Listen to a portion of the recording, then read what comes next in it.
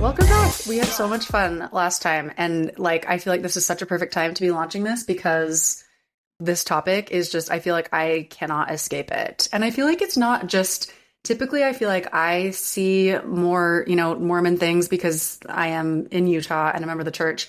But this feels like it is truly everywhere. I'm wondering if you are feeling the same way. I went to the beach and, just sitting on the beach, you kind of overhear other people's conversations and stuff.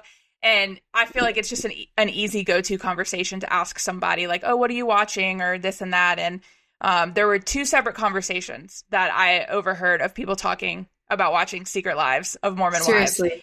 And it was just so hard for me because I don't know these people to not butt in and be like, let's talk about it.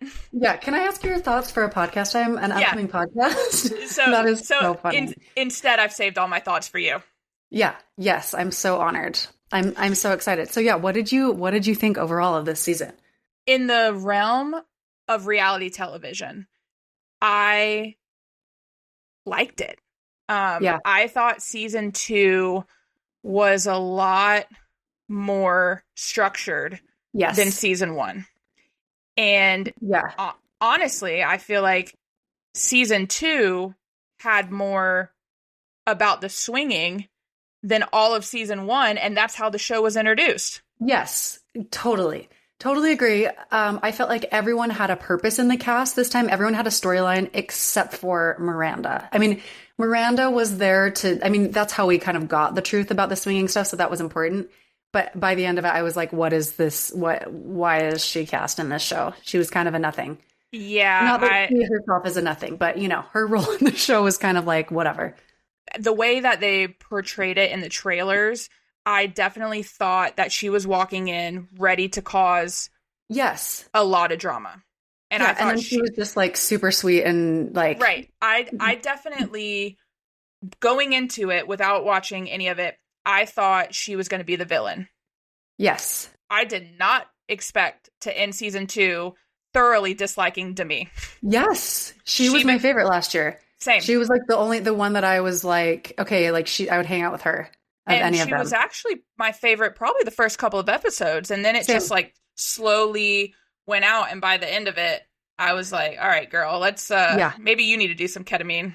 Yeah. Okay. And can I ask, because I feel like I am curious. I know that so much of reality TV is scripted, right? And producers feeding plot lines into it. And I just need to know. It's I feel like questions for God after I die. One of them is going to be, how scripted was this? And which plot lines did they buy into going into it? And which just came about? Because the Demi thing, I was like, this, I couldn't tell if it was just where it naturally went. Cause it kind of went off the rails. She got so intense and so bad in only a matter of episodes. I really wouldn't be surprised, especially after, and I guess we should say, if you haven't seen season 2, spoilers ahead. Spoilers ahead. But after hearing that conversation about Demi and money, it seems like she's pretty money hungry. So I wouldn't be surprised if she was willing to risk a couple of friendships for that. Yeah. Because, and I'll add, this is one hot take that I have about this season is in our last episode, I talked about how I liked it because it was women empowerment and it highlighted these women. I don't feel that way anymore. This show is not about women empowerment. It the toxicity of their friendships. I don't want friends like that. Yeah. Honestly, it was a roller coaster for me, the whole watching experience. There were, moments I liked better than others, but when it ended, I was like, this is so dark. And because I'm am I supposed to be entertained by the possibility that Jesse's having an affair and her life will be ruined? And it's it doesn't, or that I just watched a group of former friends try to vote, 2 of them try and kick each other out of the group, and one says the other one's disgusting. And I don't know, because I don't really watch reality TV. Does it always feel this dark? I can't tell if it's because I feel like I know these girls, they seem familiar to me. They come from my culture. So I feel like I can't disassociate enough to be like, to see it as entertainment and be objective about it. But I'm like, even like say that if the rumor is false that she didn't have an affair, it's like this big cliffhanger they leave it on. It doesn't matter. Like even the rumor could destroy her life. Like I was like, am I the biggest killjoy or is this like horrible? I'm curious. Does this seem like on par for most reality shows? It does. And like to that, like when you say it like that, I want to like slap myself and say, do better, Nicole, because why are you entertained by this? But no, well, okay, so did you feel like it was dark at the end? And again, it might just be that I'm like, it hits so close to home to me because they feel like women I know. Yeah, for me, it's probably more because I am watching it for entertainment. It's probably easier for me to have that outlook on it. But one of the reasons why I enjoyed this season is because I felt like these are real people going through real things. Yeah. And I feel like in season 1, you kind of learn about them because of this swinging scandal. And I mean, I'm sure that everyday people have, or people who are part of that lifestyle or not, like that can be relatable in their own right. But that's kind of all that, and the religion aspect was kind of all that you really had to relate to. So I feel like more of season 1 was the curiosity around them being Latter-day Saints and wondering like, okay, well, how can you live this life and also live this life? Whereas season 2, because it went into pretty much each of their storylines, you have people who you can relate to who are struggling with infertility or who are fixing a marriage or, cheating, whatever the case may be. It just felt like you could see yourself in somebody or at least empathize with somebody. I was surprised like how much I felt like I connected with almost every one of the girls at some point. Yeah. I would agree. And I started before the season came out, like a couple days before, there was a podcast that came out that Jen, Macy, and I think Michaela, the 3 pregnant girls. Yeah. It's so funny. Every time I watch a show, whether it's like The Bachelorette or a show like this with like a bunch of girls, and that kind of all look the same, and so like the way that I got Demi and what's the other Jessie? Is that the way that I called them each other's names entire season. I tend to get lost in names, but there was a podcast that they were on, and they kind of, without spilling too much, they went into it, and you could tell like Jen was there, super pregnant, and she said, she was like, the cameras got me through it all. Like, I was my most authentic self. You see me, do X, Y, and Z. And I don't know, like it just, so after hearing that, I kind of was like, okay, well, maybe we're going to get some, I didn't expect it to be that real, but yeah. So she's saying the cameras like were really accurate to what was going through, what was going for her what I was journey. going through. Interesting. Mm-hmm. Yeah, that they caught and they said that they started filming season 2 pretty much right after season 1 ended. Like there wasn't a lot of time in between that, which is kind of why it does kind of pick right back up, but yeah, which is nice. I thought it was fun. So, okay, you wrote that you feel like your thoughts about Jen and Zach have flipped. I want to hear about that. Yeah. So in that podcast, she said that basically her and Zach are doing a lot better and they have chosen to work on things. And I gave the biggest eye roll when listening to that. I'm like, oh, I was rooting for you to have your divorce era and just to like, that's not that I ever cheer for divorce, but in this instant, I was like, girl, leave. I was too. It was very much, it very much felt like that was the right call for them. Yeah. And so when she said that, I told a couple of my friends, like, we'll see. Apparently he has a comeback era arc in this. And I didn't expect it. But by the end of it, his one-liners and I think just his ability to, I guess, like man up and put in the work, I was like, I can respect it. And it's very easy, I feel like, in this day and age to just give up when something's not working or if something goes hard. And I really respected the fact that they said, no, like, let's put in the work and see what happens. And so by the end of it, I liked them. Yeah. I was rooting for them. I felt like by the end, I was like, okay, they're not like terrible people. They're just 24, like they're just a little immature and they shouldn't, no marriage, especially at that age with that many kids, should have to have this much pressure on it. Yeah. So it'll be interesting to see. But I will say, and another podcast came out yesterday with them. Have you heard of that with her IUD? No, I haven't. Yeah. So she announced she was on the Nick Vial Files, I think is what it's called. Uh-huh. And she basically admitted to taking out her IUD without telling him.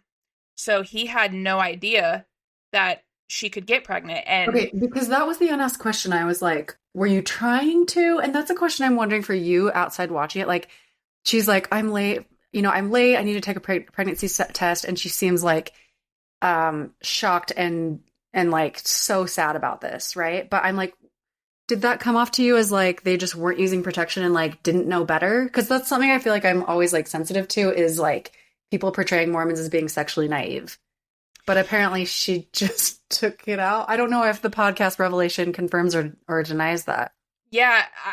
So, and I mean, the clip that I saw, I haven't listened to the whole podcast, but the couple minute clip that I saw was that she took it out and forgot to tell him. But within that episode where she breaks down, I felt like I could tear up for her, because it genuinely felt like somebody who, it was a complete blindside, and like here she is trying to like work on one aspect of her life, and then this happens. But after watching that, I'm like, I mean, as somebody who is in a same-sex marriage, I don't know everything, but I think I do know that if you take your IUD out, you could get pregnant. Yeah.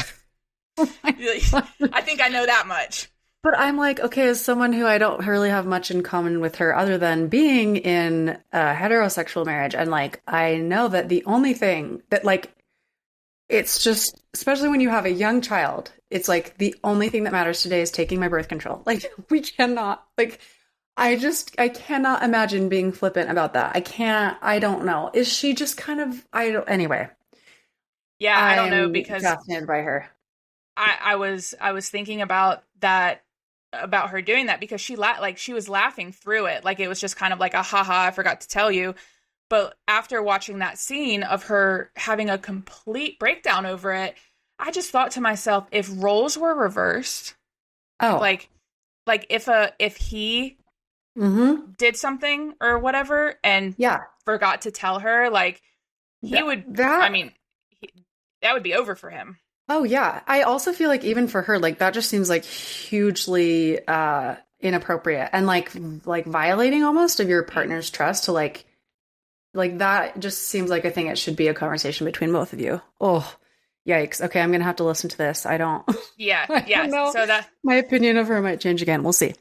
But staying on the topic of her, and I feel like I feel like I'm sourcing all of my things from podcasts. So in the other podcast that I listened to with her, they were, of course, and you know this, what's the number one question that people want to ask about? Garments. So they were talking about wearing garments, and Jen said that up until she got pregnant, she wore her garments. And I was just thinking, are there pregnancy garments? Yeah. What? Oh, there are. Maternity garments are the most comfortable ones. I don't understand. Lots of people don't like them. The maternity ones are okay. And it came up. Well, okay. I'll answer your question first. So yes, garments in general, and they're being talked about a lot right now, which is really weird because the church has come out with new ones that are like tank top style. And so I actually have a podcast plan. I know. I cannot wait to slut it up in my tank tops this summer or whenever I get them. I cannot wait, Nicole. I can't wait. But it's like all these, anyway, certain people have these garments. They're like rolling them out in certain countries and like very hot countries. And so eventually we'll get them in the States. We don't have them yet. I am like Googling it every day. I have friends, like multiple group texts where we're like, are we getting them yet? Like, what's the status? When can we be free from wearing sleeves all the time? It's hot. The summer is hot. We need to breathe. But maternity garments they're a little different. And garments in general are just so interesting. It's like this thing, I feel like it is so indicative of so many parts of Mormonism because like, when you're actually learning about garments in the temple, like they have such a this beautiful meaning and symbolism that like feels really special to me. But then the actual make of them it's like it's just like they're trying to do their best. I don't know where they're getting these patterns from. I imagine it being just like old women in like a giant room of sewing machines. Okay, we're gonna have to take this out. No, but I don't understand like the process by which garments are manufactured. I don't understand it. I have so many questions. Many women have so many questions, but maternity garments, like typically they're like, you can get like ones that fit like waist level or on your hips, right? Maternity ones have like it's just like maternity pants, which I'm guessing you haven't seen. I mean, I can imagine. I have very loose sweatpants. Yeah. Well, it's like what you need. The thing that kills you when you're pregnant is that it's like, well, obviously your waistline changes, right? And so maternity garments, there's like a big piece of fabric that comes up and over your belly. And the waistband is like this thick, soft band of lace that is so much more comfortable to me than regular garments. I love maternity garments. I hate having things on my waist. So yes, there are different garments for maternity. There are also different nursing garments, which are like, they have kind of like a crossover design so you can pull them down to get at the area. And so, but one of the things that like, and you hear of all these little hacks that go around in your group chat, right? Like the nursing garments are a lot lower. Like the V-neck is pretty low because of that design. And so before I even had kids, I had some friends that were like, you should just get the nursing ones if you ever have like a V-neck that's like a little bit low because they're lower. And that is something they actually said that in the first season of Secret Lives. And it was like the most like jarring. Like someone made just a throwaway comment like, oh yeah, and the nursing ones are pretty low. And that was like the most like, I felt so exposed hearing that on the show. So yeah, I'm not surprised. Like wearing garments after you have a baby. And again, like garments we could and I'm sure we will at some point, we should spend a whole episode on them, but like it's hard, especially as women, like it's hard to wear them right after. It's hard to wear anything right after. And like, I feel like the church has gotten a little bit more, I guess, just like understanding with women and like your needs as far as your underwear is concerned. But it is a really, really, it's a really tricky topic. And I get why she would stop wearing them after having kids. So that's a very long answer to your question. But do men have garments as well? Yeah, they do. But it's like for men, it's essentially they're like shorts and a t-shirt. But for men, it's like they're wearing briefs and like an undershirt half the time anyway. Yeah. So it's like, that's where I feel like it feels like there's a double standard because yes, they're the same for men and women, but typical underwear is not the same for men and women. And so it's not like, right. It feels like it's a lot trickier as a woman to wear garments. And is that like, that's not something that I can just like go on Amazon and buy? No. You have to buy them through a distribution center. You can buy them online, but you have to like log in with your like membership account number. There's a membership account. Oh yeah, there's a whole like online portal. You can pay your tithing online. You can like book a temple session. I just imagine the way that like I have like AAA, right? And like if I go to get my hotel discount, like I have to like pull out my AAA card and like type in my membership number. Like I just imagine being like, hey babe, can you get me my my temple card? I need my membership ID. That's exactly what it is. Like, and like if you go to a distribution center, or have you heard of the Deseret Book, the church bookstore? No. Is it It's like just a like a Barnes and store. Noble? You got to go in there. Okay, we probably need to Am do I an episode on allowed? that at some point. Yes, anyone's allowed, but you will feel like you'll walk in and someone will like smile so aggressively at you and ask you if you need help, and you'll probably want to walk right back out. Like it is like there's some great stuff in there, but it is like Mormon culture to the extreme. So yeah, there's a section in there where you can buy temple clothes and garments, but you have to show your recommend. So yeah. Okay, you asked another interesting question. Oh, well, you asked about crosses, which I thought was so fascinating that you picked up on that. Yeah, because I just from working at the Tribune, like I have just been told because I do a lot of work with the Tribune Instagram, and I have just been told that when talking about an LDS or a religion coverage story, absolutely do not insert a cross in any way, shape, or form. So I said, okay, like no problem. I don't understand, and I'm not going to ask why, but okay. And then I just kept watching this season, and I'm like, well, there's a cross necklace, and there's a cross necklace, and like I think we touched in episode 1 that it's Christianity. Yeah. Okay. Mormonism is so interesting because half the time we're trying to prove to the Christian world that we are Christian. We're like, we believe in we believe in Jesus Christ. The name of the church is the Church of Jesus Christ of Latter-day Saints, right? And it is a Christian religion, but also we're like, but we don't use crosses. And like the kind of doctrinal reason that they usually give is that, which I think is interesting and I guess makes sense to me.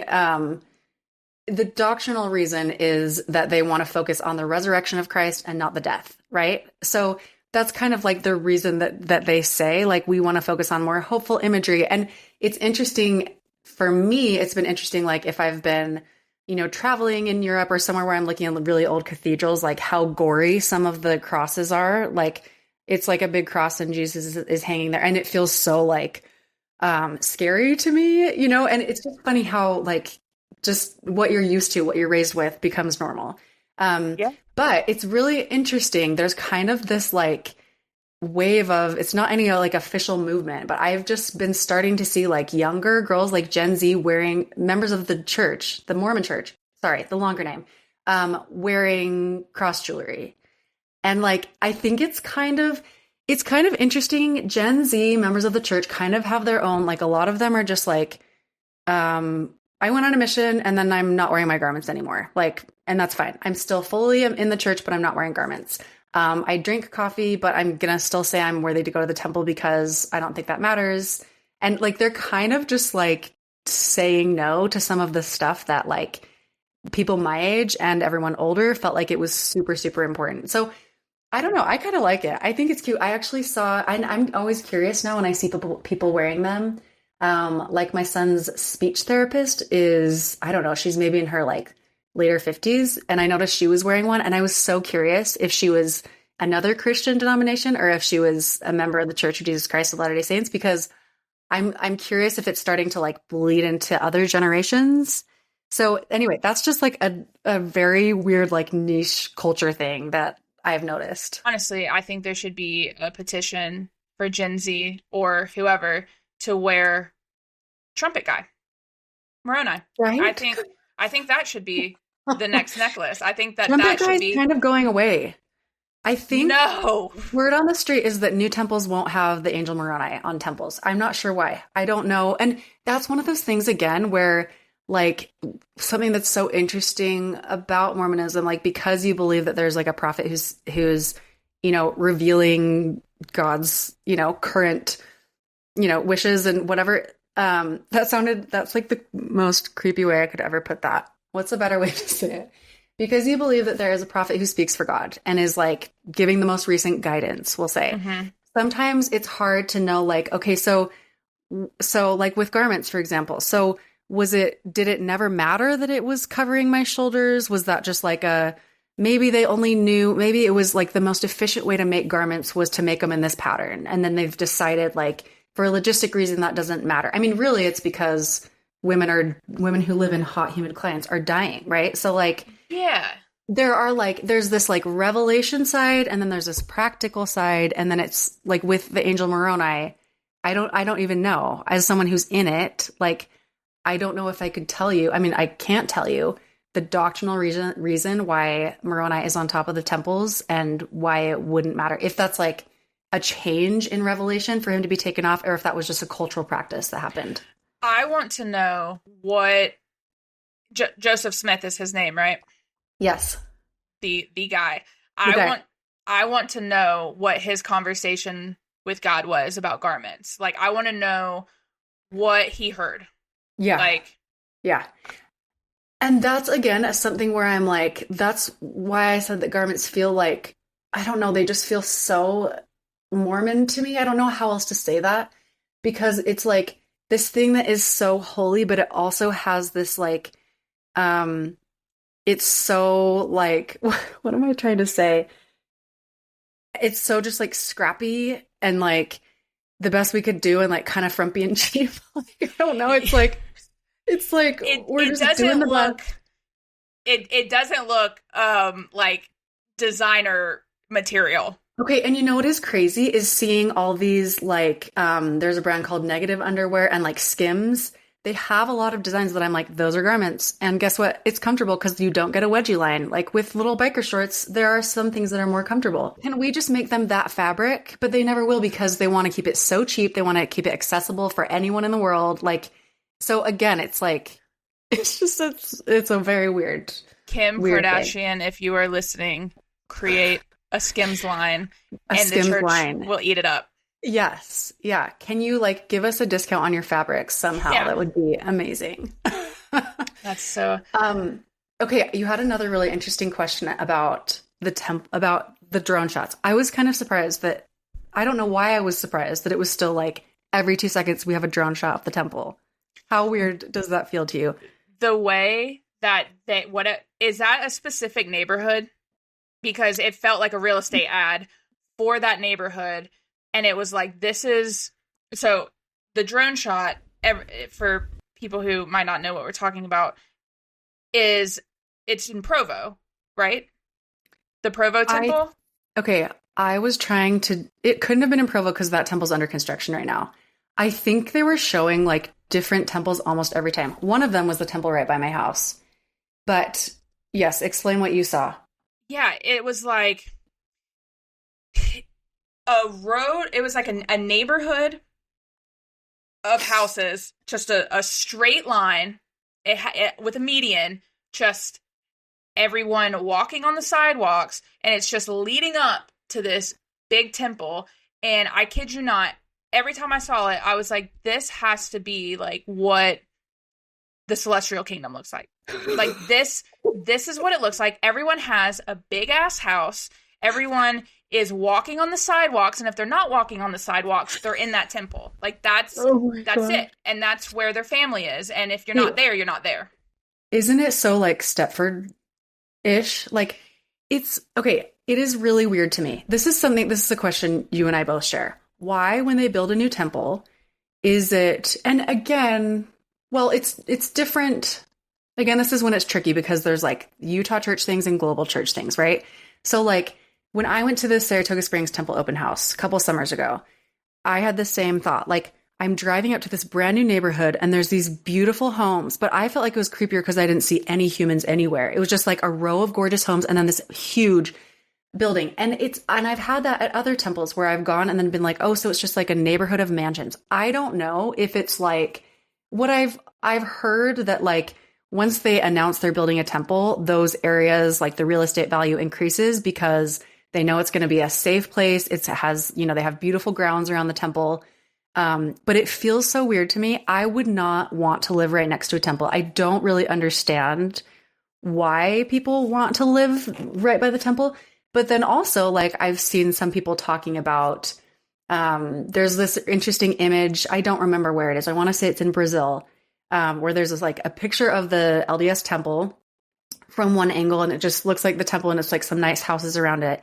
And then from the other angle, it's just like favelas.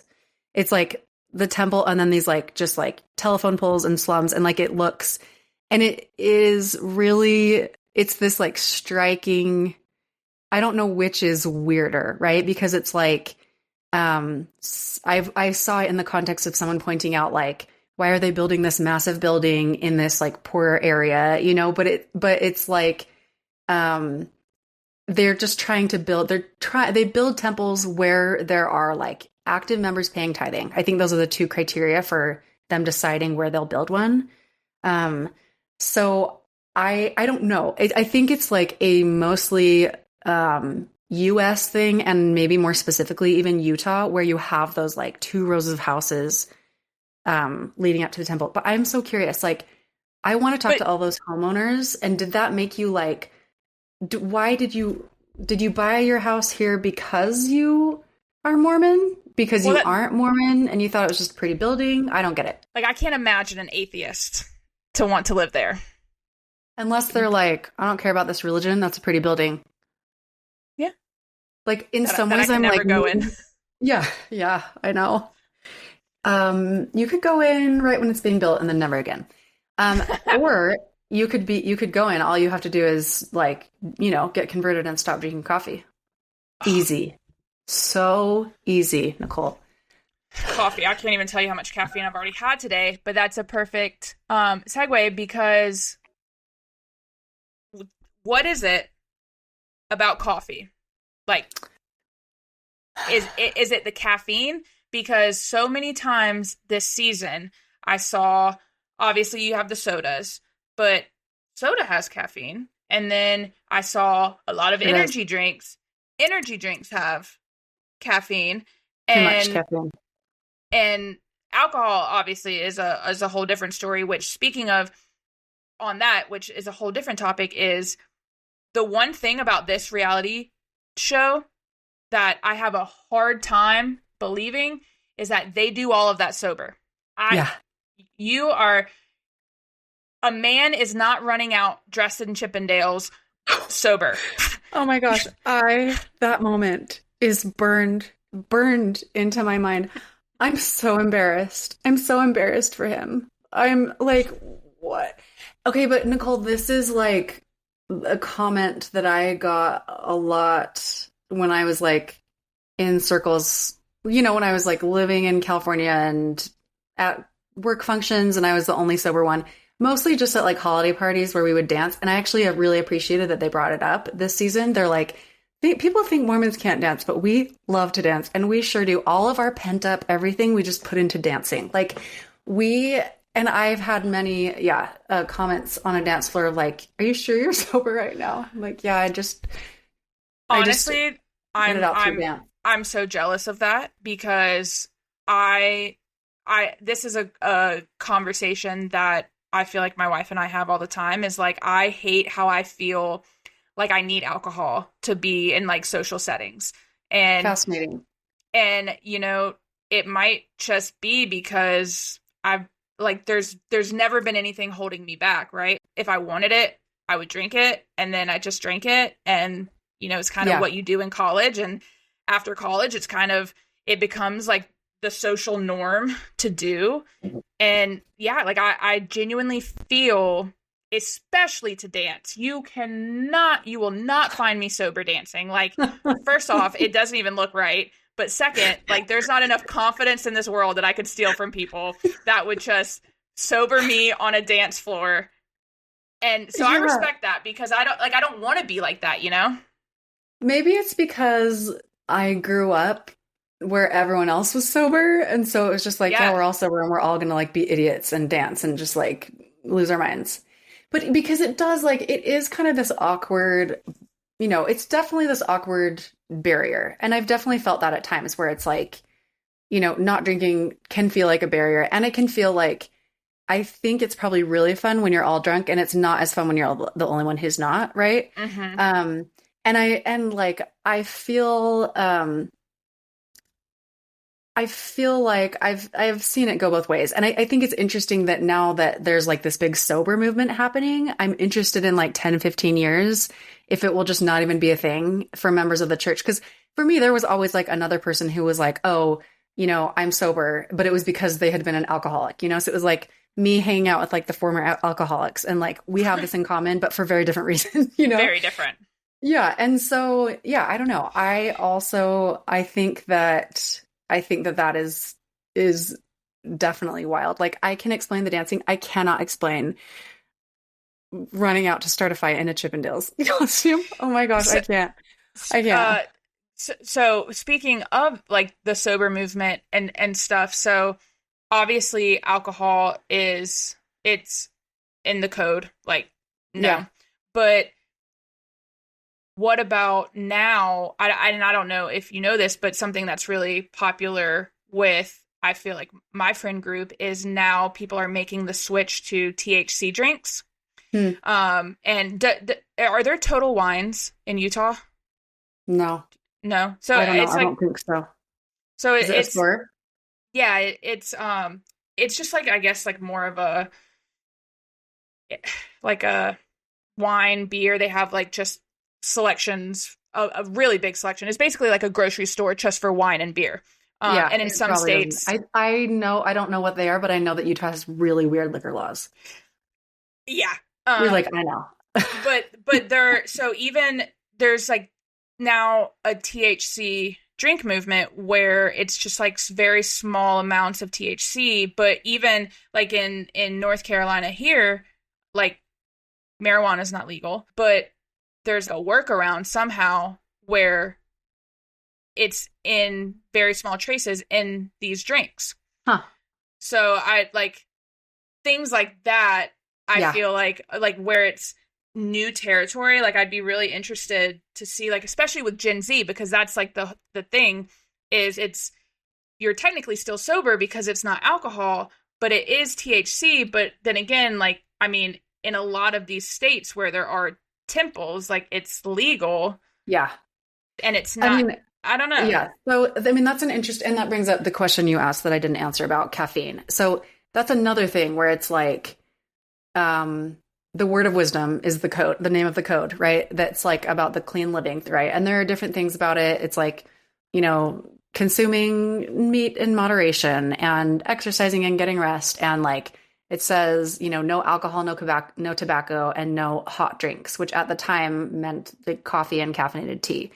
But like, they haven't changed it since the invention of Diet Coke and Red Bull. And so it's one of those things where like, it's not officially in the guide. And so some people are like, oh, I can have Red Bull. I feel like if you're like, there's like a spirit of the law and the letter of the law thing, right? Like the letter of the law being like, okay, we are following it exactly. And then it's like, okay, but what is the purpose of it? Right. And I think that there are lots of people, and including myself at times, who I like eat chocolate every day. Probably not like healthy for me, but we have to have one vice, right? But like, and that's the kind of the joke people make, is that like Mormons are obsessed with sugar. We have soda shops and cookie shops and all this stuff. But I think that's where it comes in. It's not officially in the code. Ketamine is not officially in the code, but it's like, I think if you are like using your best judgment and like thinking about it, I feel confident that Red Bulls would not have made the cut had they been invented in the 1800s. The thing that I've noticed with this season of Secret Lives of Mormon Wives is the gist of it was like, here, take the pettiness and like the toxicity out, like, and just view these women as a group of girls. Like, it really, going back to like what we talked about in our first episode, like it just really seems like here's these group of girls that are just doing their best. And like, you don't go to church because you're perfect. Like, you go to church to get better. And it just, I was thinking about this because I'm a big Justin Bieber fan, and Justin Bieber like is very, very religious and very spiritual. But he's also made a lot of mistakes, and he continuously makes mistakes. But I feel like if he was a Latter-day Saint, like, he would be completely shunned. Like, if he were to sing some worship music randomly after a bender of a weekend, people would want nothing to do with him. But Christians, they love when he comes back. They're like, he's coming back to God, or oh, I love that he's shining a light on worship, and like, mistakes almost seem welcomed.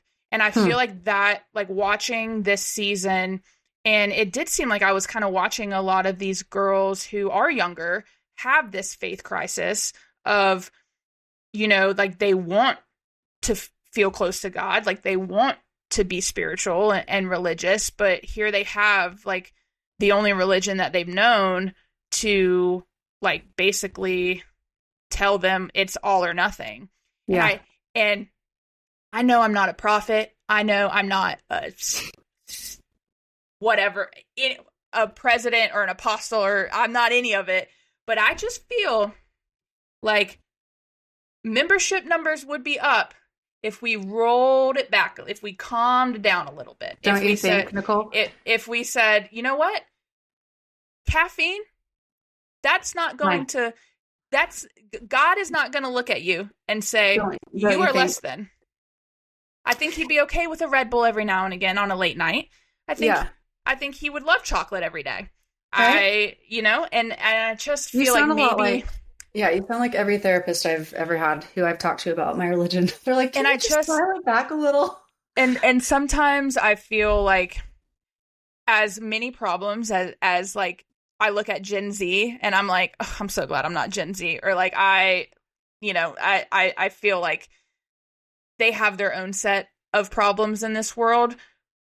But for the most part, like they're just empathetic people who want to live good lives that were, we're on the tail end of like a lot of serious things. And I feel like spirituality or religion, like it shouldn't make life harder. It should complement your life, or, like it should fit in. And that seems to be what I thought was like one of the most real aspects of this season is I do feel like a lot of younger people are having these faith crises and they're being told certain things because maybe they don't want to wear garments, or, maybe they do want to have a glass of champagne on their birthday, or, like these little things that don't make you a bad person. Yeah. They just make you like life is.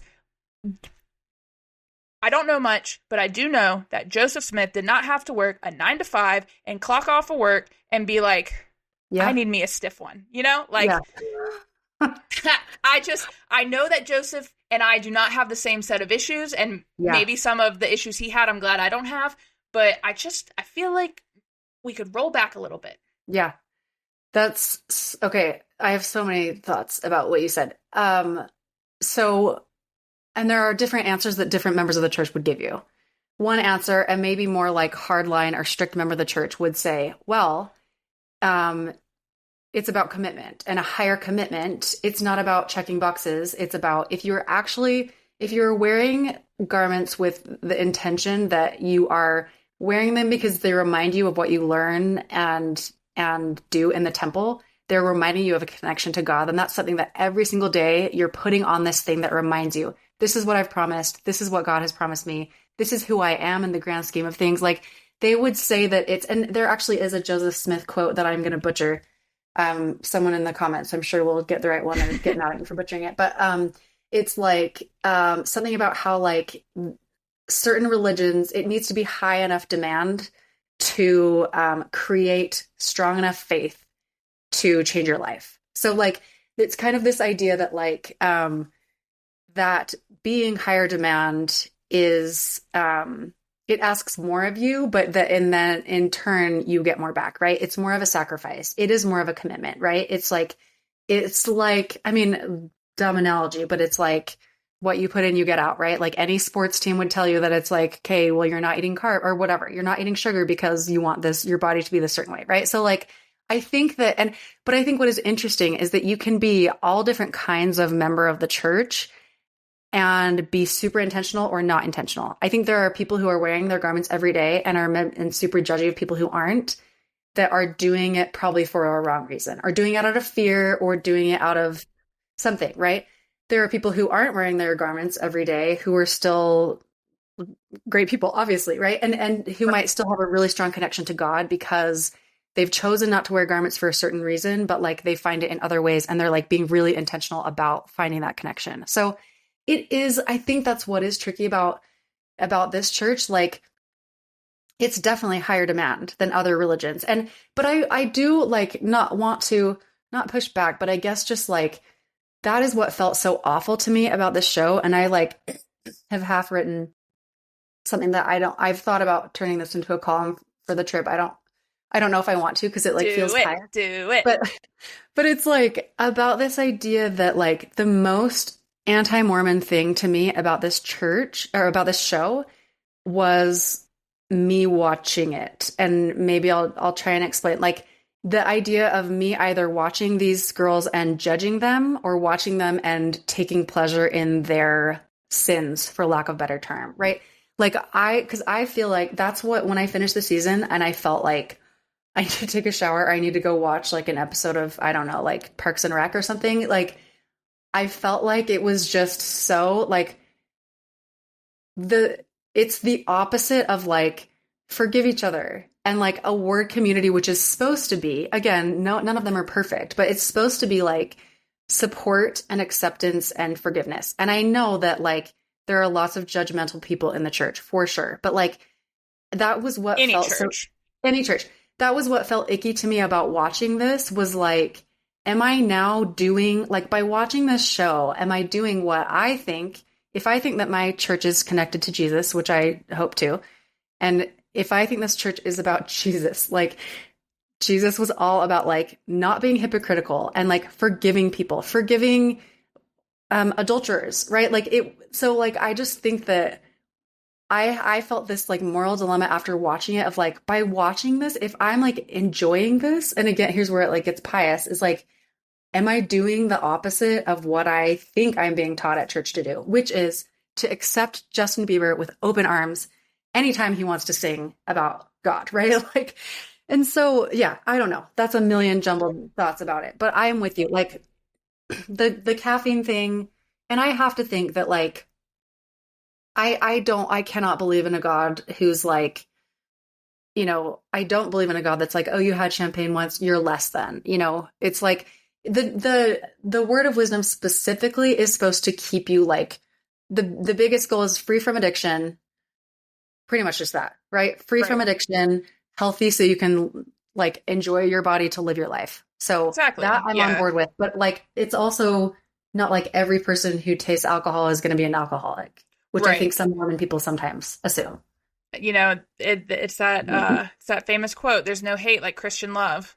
And I feel like sometimes like watching this season and I do think that like maybe if you watched more reality television, like maybe you wouldn't feel that way. Maybe just because this is like the one reality show that you do kind of have a first row seat at, like that might contribute to how you feel that way. But I can definitely see that aspect of it because they're, you know, as someone in my 30s, it's hard to make friends, right? Like it's hard to make adult friends. And I'm looking at that and I just look over to my wife and I'm like, okay, well, I'm glad you're my best friend because I don't think I want friends. Like if this is what a friend group is, I don't want it. Like towards I think it's fake. Like, I don't know. I don't think very many moms have 9 BFFs. This is unnatural.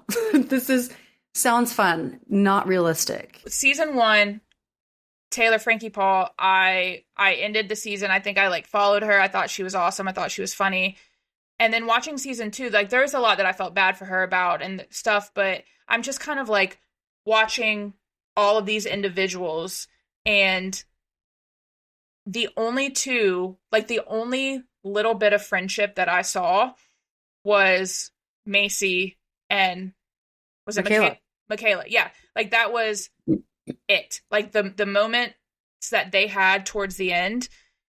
I mean, that was the only sincere friendship that I saw. I didn't see Taylor being a friend to anybody. I mean, I thought that Whitney was, I think that she showed her humanity and herself as a person, like when she was there for Jen.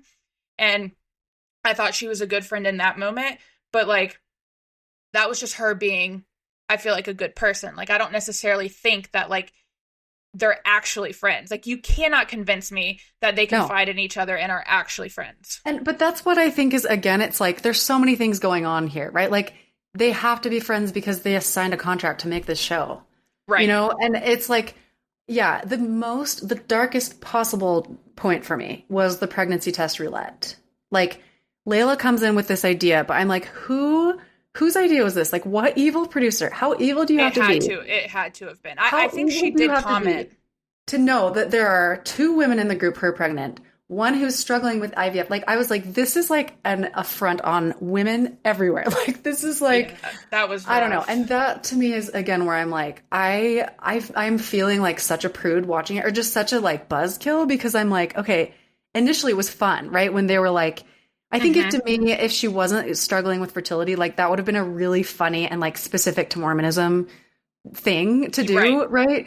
But I don't know. It just felt like after that, I'm like, that was so low. And the other thing was the Great Mormon Bake Off episode. That episode to me was like the most, I was like, this is my life. This is like, I have been at one of these parties where you like do something with your friends. You have like a church theme. It's like slightly irreverent, but it's funny. It's a safe space. Like, it's super supportive. That episode felt the most real to me. And then like the super sweet pep talk at the end that the husbands give to Taylor. And that just felt so, this is my question again, is like, that all devolving so fast. Is that producers fueling a fire? Is that, it like makes me despair to think that these friendships were only real for like one dinner and then they just fell apart. Yeah. I think we'll never know. We'll never know. But my opinion on it is like, the girls probably know more of what the producers' story, like what they're going for. And I feel like that's why that felt like such a genuine moment from the guys, is because they probably didn't know. Like, they were like probably just there. And when that happened, like, I think that showed that like they are human. And like, here is this girl that is like, I mean, going through it, and I mean, not getting support from anybody. I mean, I didn't necessarily think that she didn't prove any case to me to show that like she's a better friend to others than they are to her. Like, Taylor. I didn't see her be a friend to others. But that still is absolutely no excuse to be talked to the way that she was talked to, and from her own family and everything. Like, it just, her family. Can I just go on the record and say that awful, that slut shaming did not feel representative of the families that I know in the church. That felt horrible. That was but then there's the moment later when her dad was like, you got to forgive yourself. We don't care about the swinging thing. I don't know. Families are messy. Like, you all say things you don't mean, but geez, that was so bleak. So, okay, season 3, do we have any, like, do they continue filming and they'll release it at some point in the future? Do you know? So this is all speculation. This is all rumor, but I did see on a Reddit thread that it's not season 3. It's a continuation of season 2.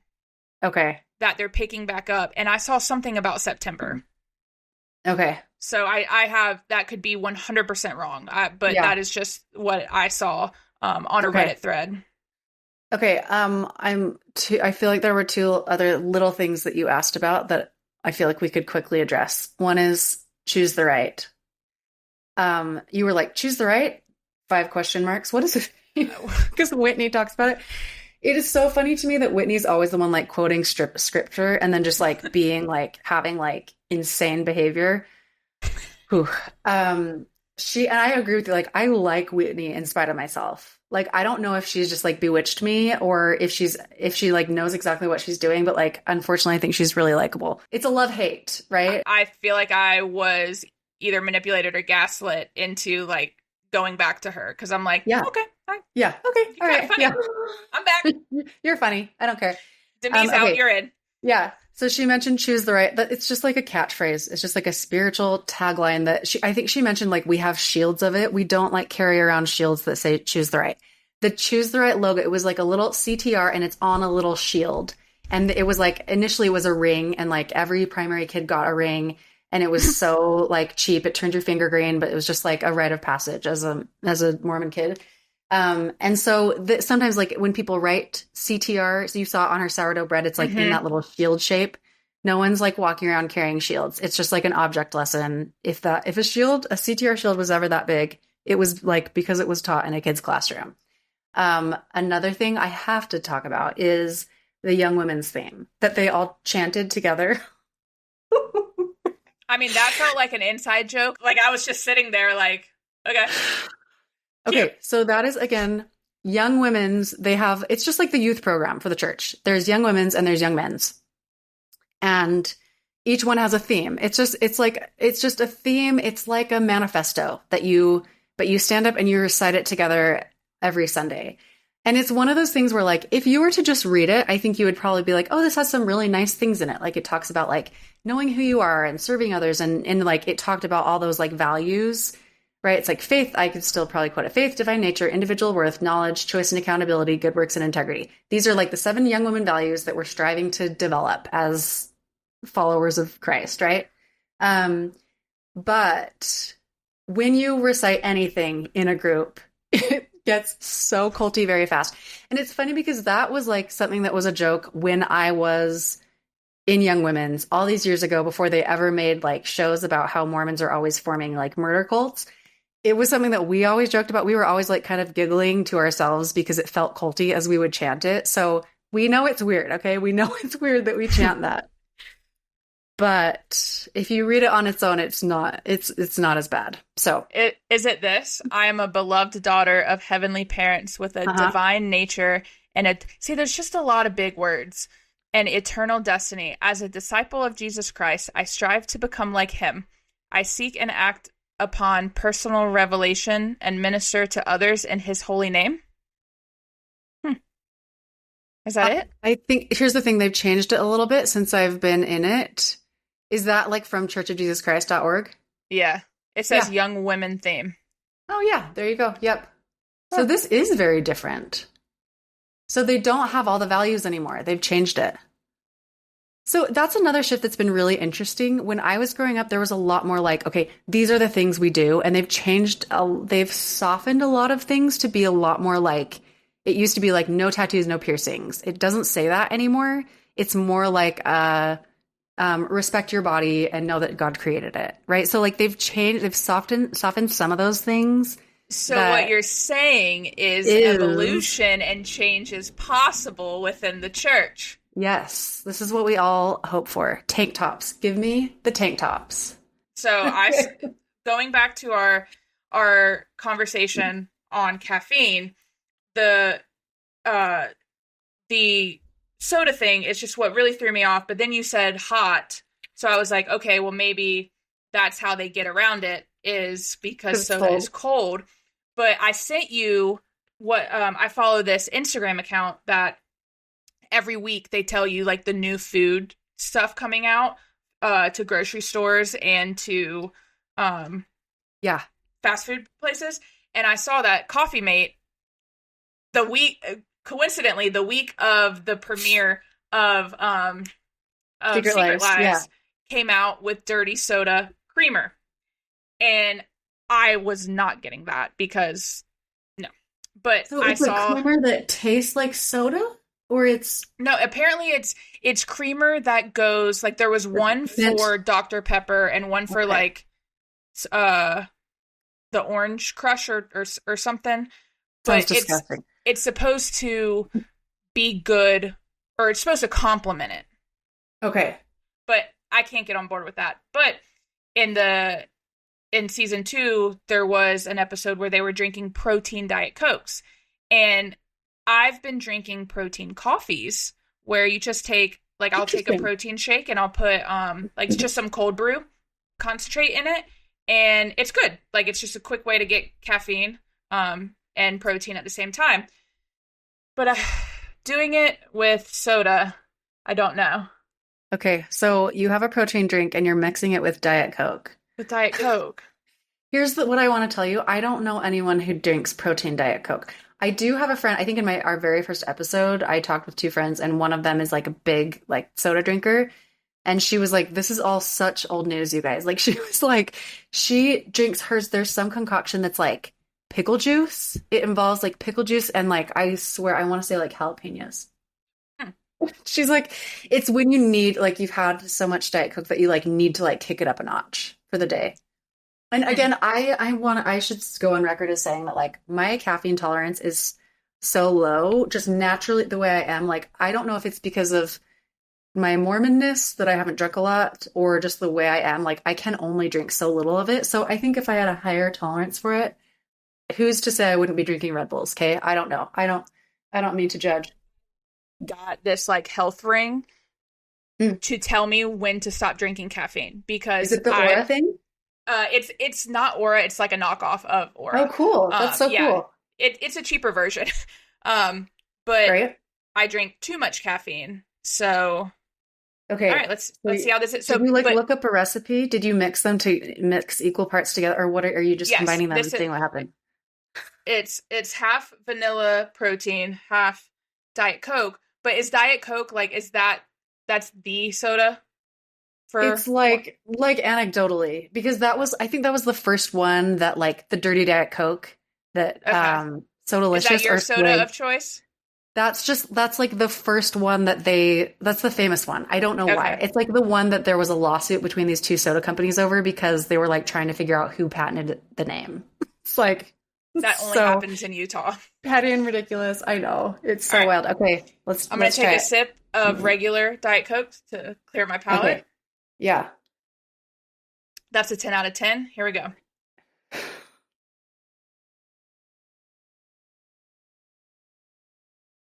Ugh.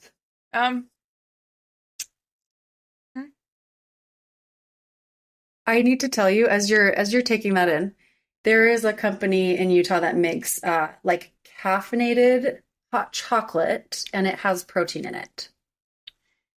And it's not bad. I'm not against this. I don't know that I would ever crave it. Yeah.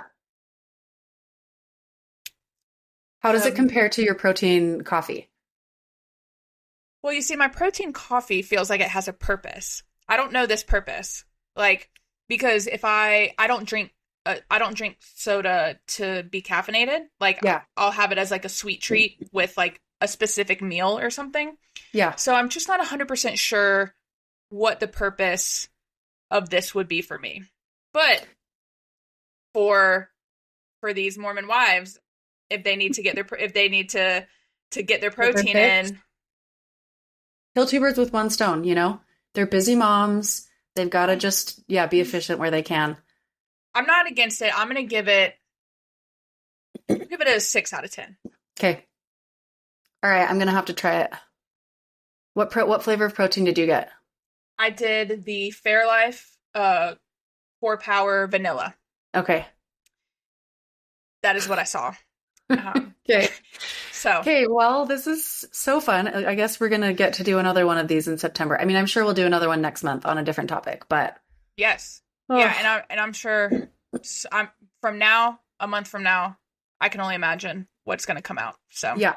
So I think we should say, like, if people, after listening to this, if you have more questions that you had after watching the show, whether you're in the church or out of the church, yes, send them, comment them on Instagram, find us and let us know, because I feel like everyone sees something different in this show. So I'm curious what other people are thinking about and wanting to hear more about. So so fun. I, again, am afraid of being the one having to answer these questions, but everyone can correct me wherever I'm wrong. Such a delight. That was more fun than I had watching the show. So yeah, that's okay. As long as this doesn't, give you, a guilty conscience like the show does, I think that'll be my success. No, it didn't. It's like so nice to like process it with someone. I think if I had watched it with someone else, it might have been easier. It was just like spending 10 hours of my precious free time doing this on my own that it started to weigh on me. It's a lot. Yeah, it's a lot. It's a lot. But there's more to come. Can't wait. More to come. Okay. Thank you. Bye.